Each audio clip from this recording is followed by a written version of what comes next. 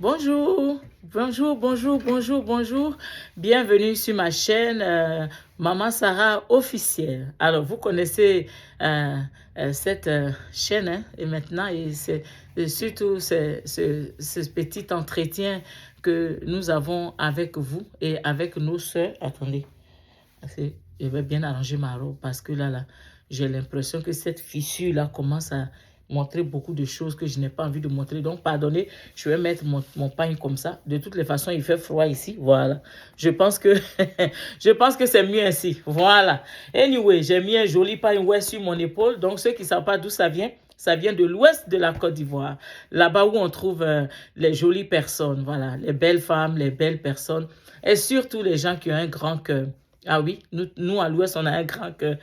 Pardonnez. Je n'ai pas parlé de quelqu'un. Je n'ai pas dit que quelqu'un a un petit cœur. Mais je dis que nous, à l'Ouest, on a des grands cœurs. On est gentils. On est gentil, mais on n'est pas bête. Hein, parce que quand on nous prend pour bête, là, c'est là où c'est gâté maintenant, où on devient un peu façon. Voilà. Mais c'est pas ça le but. Voilà. Le but aujourd'hui, c'est de continuer la conversation que nous avons commencé la dernière fois, qui parle des femmes qui sont mariées et qui prennent leur mariage comme un acquis et qui ne veulent rien faire pour que leur mariage soit pimenté, pour que leur mariage soit joli. Évidemment, vous savez, toutes les femmes sur la terre veulent se marier. Hein? Toutes les femmes veulent avoir un mari. Malheureusement, toutes les femmes ne sont pas mariées. Heureusement, certaines sont mariées. Et malheureusement, parmi ces certaines qui sont mariées, il y en a qui se foutent de celles qui ne sont pas mariées en maltraitant les hommes. Oui, parce que l'homme que vous maltraitez, il y a une femme qui, elle le veut comme il l'est. Je vous ai déjà dit ça. Toi, tu penses que ton mari, là, ses aisselles sentent mauvais. Mais il y a une femme qui veut un mari sale. Elle s'en fout, il est sale ou il est propre. L'essentiel, c'est que quand elle va à la fête, là, il y a un homme à côté d'elle. Oui, c'est ce que vous n'avez pas compris. Vous pensez que vous avez un mari, vous le critiquez. Au lieu de l'aider à devenir meilleur, non.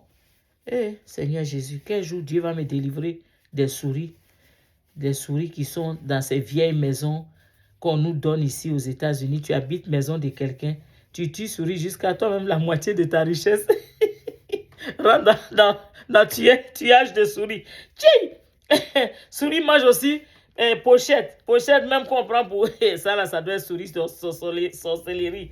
Parce que souris qui savent manger pochette que tu as prise pour essuyer ton front là. Ça c'est souris de sorcellerie. On va les lier au nom de Jésus. Ne riez pas. Parce qu'il y a des personnes comme moi qui sont très chaussures à faire du monde spirituel. Et quand on voit des actions anormales, on ne dira pas abnormales, je crois que ça c'est en anglais, mais anormal, mais qui rentrent dans le combat et qui combattent les souris qui mangent les petits choux des gens, hein, donc les lotus, si vous voulez. Voilà. Donc je disais, il y a des femmes qui prennent leur mariage pour acquis. Ma chérie, si tu penses que ton mari a été épousé parce que tu es la plus belle femme, ou bien parce que tu es celle qui prépare le mieux, il faut savoir qu'il y a des femmes qui préparent plus que toi, mais qui n'ont pas eu de mari. C'est là où on va parler de la grâce du mariage. Parce qu'il y a des femmes qui sont plus belles que toi.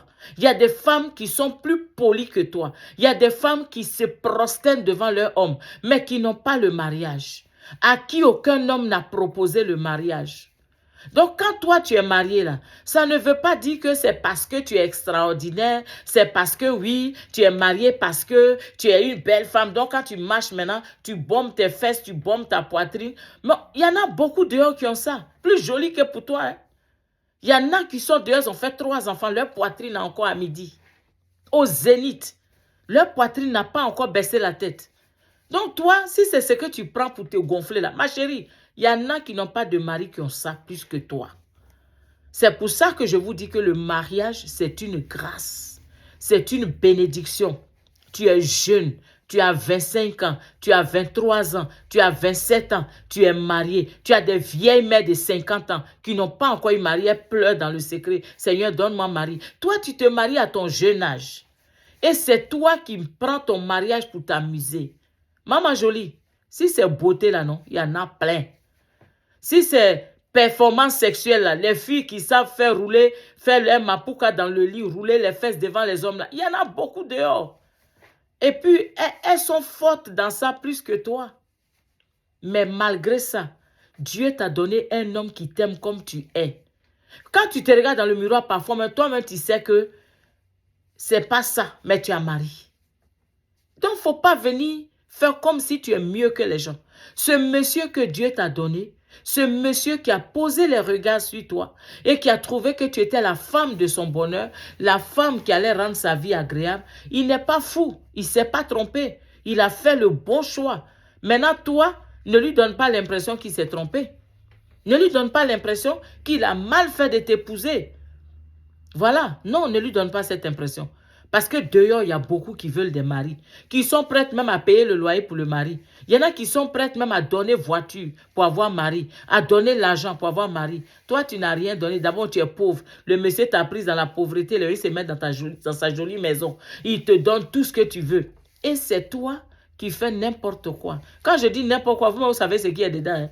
Dans n'importe quoi, il y en a qui giflent leur mari, il y en a qui insultent leur mari, il y en a qui trompent leur mari, il y en a qui dénigrent leur mari, on a déjà parlé de ça. Il y en a qui passent tout leur temps à faire palabre à leur mari. Le monsieur va au travail toute la journée. Il revient à la maison. Il te trouve là, ton visage est serré. Ton visage est serré pourquoi?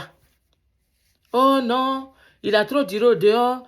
Ah, vraiment, tu allais te promener avec tes amis. Moi, je suis à la maison ici. Ah, tu as des maîtresses dehors. Ma chérie, tant que tu n'as pas vu la maîtresse, il faut laisser le monsieur tranquille. Il y a beaucoup de femmes qui ont détruit leur foyer en assumant que leur mari a duré dehors parce qu'il a une maîtresse. Quand un mari est dehors qui n'est pas encore rentré, il faut prier pour lui.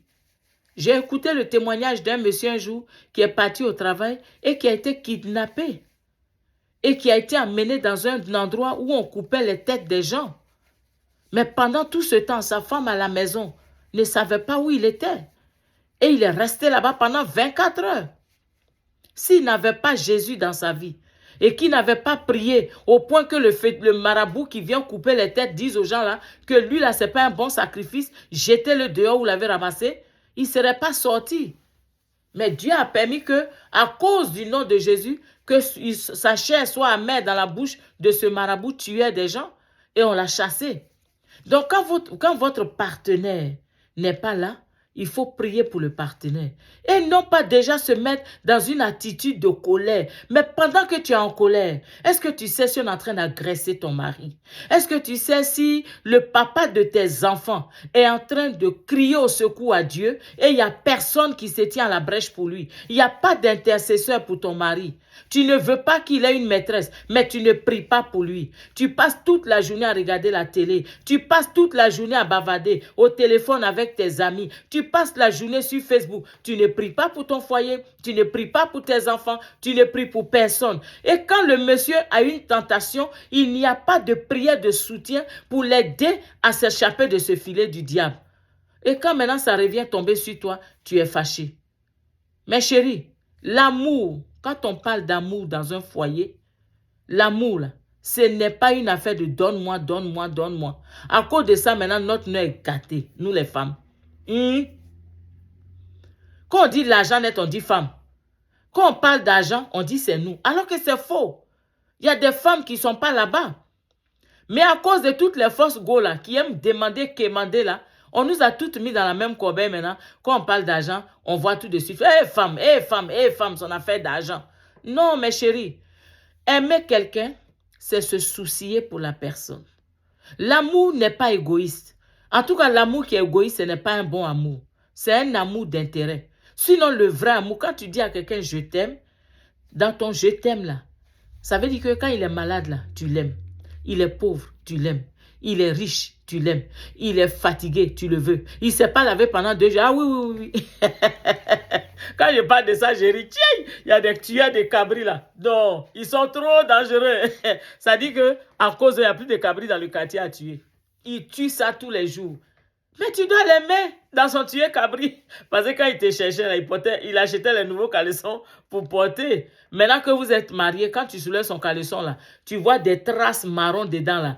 Tu vois des traces, On dit quoi, marron? Je ne sais pas si on met ce mot-là au féminin. Mais en tout cas, tu vois des lignes foncées façon là. Et tu sais que les lignes là sont situées entre les jambes là. Tu vois, dans le petit coin là, au milieu là. Dans les coins, comme dans les coins de mur là. Le caleçon a frotté là-bas jusqu'à... C'est devenu marron. Si tu laves toi-même caleçon là, ça ne peut pas quitter. Maintenant, c'est devenu la couleur locale. Mais c'est ton mari. Si tu n'aimes pas les caleçons sales, faut laver ses caleçons tous les jours. Mais si tu laisses le gars porter le même pantalon pendant 2 semaines ou bien le même caleçon pendant 3 semaines, faut pas tourner ton visage et dire ça sent. Non, ça sent pas. Hein? Je me rappelle une fois, je suis allée à une fête avec une soeur. Et quand on est arrivé, c'est même pas une fête, c'était, je crois, des funérailles et on servait la nourriture. À l'époque, j'étais encore jeune sœur, donc je n'étais pas encore mariée. Et puis voilà les sœurs mariées là, qui sont assises là. Et chaque sœur se lève, elle va, elle sert quelque chose, elle vient, donne à son mari. Les maris sont assis. Et le monsieur, lui, il aime manger. Donc, sa femme est là, elle bavarde, elle raconte sa vie, elle parle à gauche, elle parle à droite, elle s'occupe pas de son mari. Bon, qu'est-ce qu'il fait? Il allait lui mettre à la table, il voulait boire du déguet. Le gars a soulevé. Vous savez, il y a des casseroles là, elles sont profondes comme ça, longues comme ça. Donc, c'est dans cette casserole-là que la dame a fait son déguet, elle a mis. Le pauvre frère, il était en costume. Il arrive, il prend la casserole de déguet là. Le déguet est presque fini. Donc, il faut racler dans la casserole pour avoir un peu... Le monsieur a soulevé la casserole, je vous dis. Il a mis son costume là dans la casserole avec la louche. Tu attends, cuia, cuia, cuia, cuia. Il tire déguet. Et sa femme est assise là. Elle n'a même pas été fichue de courir pour dire, mon mari, laisse-moi te servir. Pour dire à son mari, chérie, assois-toi, je t'apporte le déguet. Non, qu'est-ce qu'elle fait? Elle se fâche. Elle vient me dire, regarde ton frère là. J'ai dit, il a fait quoi? Mais regarde-le, tout le monde est assis ici. Il s'en met sa main dans ma mine pour gratter le déguet. J'ai dit, mais pareil, c'est pareil, tu es une fausse femme. Elle était étonnée. J'ai dit, oui. J'ai dit, moi, il n'y a pas encore de mari et cherche mari. Si tu ne veux pas, il faut me le donner. Tu es une fausse go. Tu es là et puis ton mari racle dans les mamies. Tu n'as pas vu toutes les autres femmes, elles ont servi le mari. Toi, tu l'as servi. Tu n'as pas servi ton mari. Et maintenant, il se débat à la casserole. Cours, va l'aider.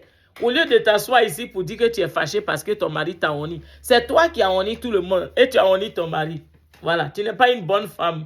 Chouette, elle est partie. Et c'est la vérité. Regardez, j'ai ma jeune soeur qui dit quelque chose que j'aime. Elle dit que son mari aime manger. Et avant, comme elle ne le connaissait pas, quand ils arrivent dans les fêtes, qu'on sait manger là, tchiei! Mais ils se groupent comme ça sur la nourriture. Je ne dirais pas son ethnie. Hein, parce qu'il dit, vous allez vous fâcher. Sinon, il est du côté de... Ah non. Je n'ai pas dit son nom. Mais bon, je n'ai pas dit que tous là-bas, ils aiment manger. Mais lui, il aime manger. Donc, on s'en va là-bas. Alors, il se sert, il mange. Et elle a honte. Alors, elle a trouvé la solution. Avant d'aller à la fête, tranquillement, tranquille, elle prend son temps. Elle prépare le repas qu'il aime à la maison. Sauce graine, bien, avec un bon foutu, gros plat de riz. Elle s'assoit, elle dit, chérie, mange. Il dit, mais on va à la fête. Il dit, on mange un peu, pas être à la fête là. Elle le baratine, il mange très bien. Donc, quand ils arrivent à la fête, qu'est-ce qu'il fait? Il est calme parce qu'il n'a pas faim. Il a mangé. Et ça, c'est la dextérité de la femme. La femme doit savoir traiter son mari, connaître son mari, être une femme intelligente dans le foyer. C'est de ça qu'il s'agit. Et non pas être une femme qui laisse son mari montrer ses défauts aux gens. Et puis après, tu te plains. Mais tu ne fais pas ton travail. Parce que toi, tu es venu pour aider le monsieur. Aider là, c'est dans tous les domaines. Tu dois l'aider à faire des enfants. Tu dois l'aider à construire une maison. Tu dois l'aider à se laver. Tu dois... il est presque... J'ai presque fini mon temps, mais laissez-moi vous dire, mais j'ai un petit frère là. Quand il enlève ses chaussures là, non, au milieu de ses orteils là, il y a des pattes noires, marron, noires. Tellement il est sale. Mais de toute façon, sa femme est jolie. Et c'est sa femme qui l'encourage à laver ses orteils, à se laver pour que au milieu de ses orteils soit propre. Vous comprenez? C'est une bonne femme. Elle ne va pas aller dehors pour dire à quelqu'un, mon mari est sale. Non. Elle aide son mari. Chérie, il faut te laver en sortie. À la limite, même va te laver à lui. Il va penser que sa femme l'aime tellement, elle se lave à lui. Alors que c'est pareil, tu sais que si tu te laves à lui, il va se laver. Il faut le baratiner. C'est notre travail d'aide. Nous sommes là pour aider. et non pas pour détruire, et non pas pour critiquer, et non pas pour rejeter, et non pas pour livrer à la vindicte. Mes chères sœurs, la Bible est claire. L'homme est le chef du foyer. On veut ou on veut pas ou. C'est ça qui est là. À bientôt.